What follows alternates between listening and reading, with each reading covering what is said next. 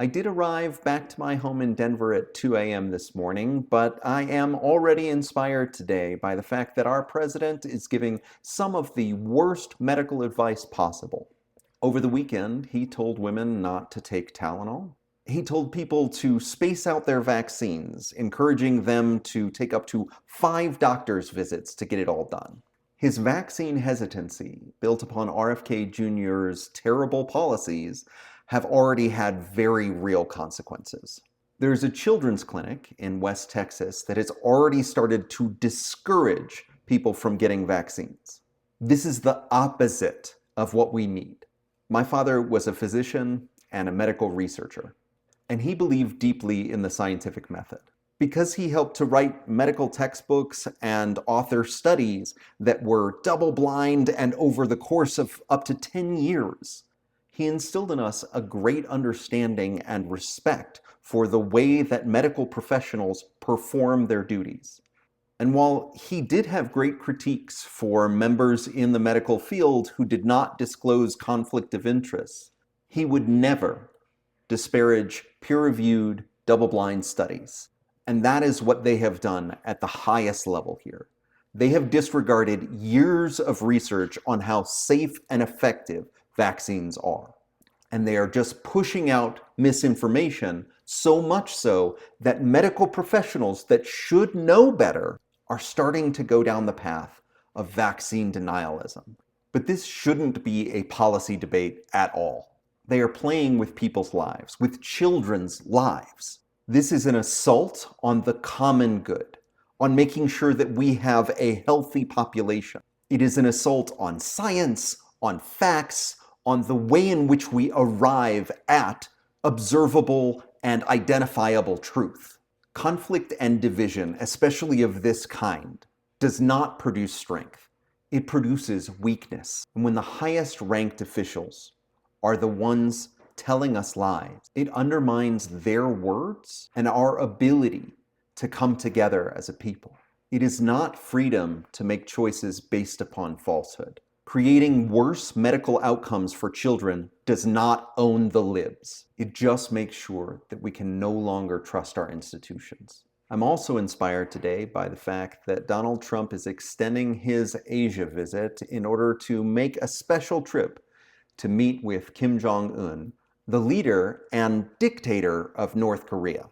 Donald Trump said that it would be pretty easy to meet with Kim Jong-un, as if the ease of that meeting would be anything to be proud of.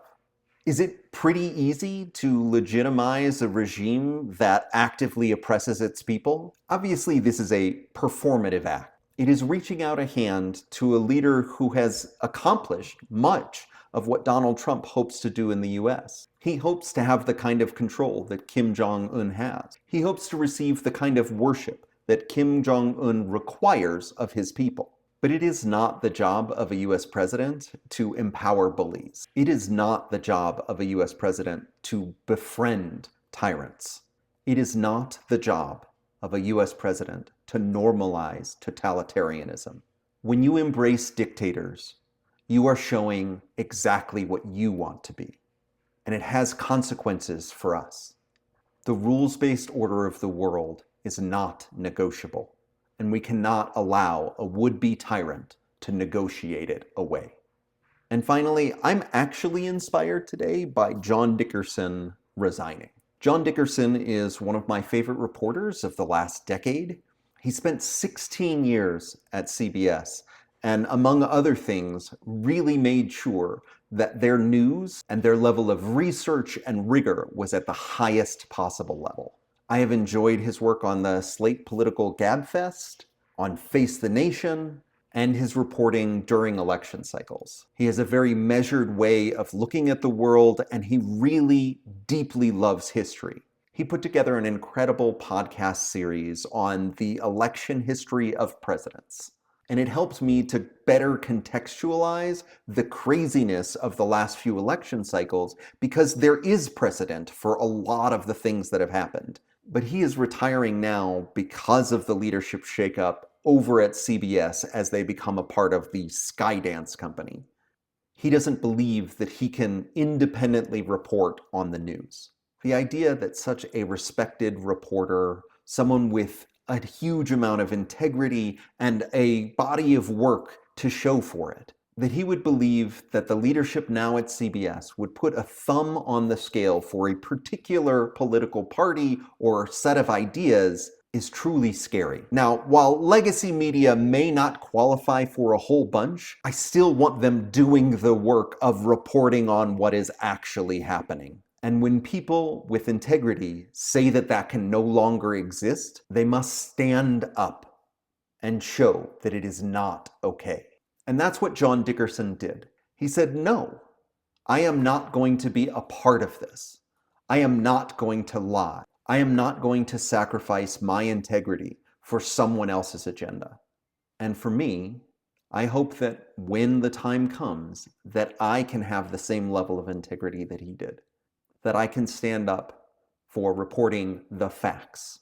Because if more people do that, we can create institutions that not only preserve the rule of law, but we can also create institutions that will preserve our humanity, our integrity, and our self-respect.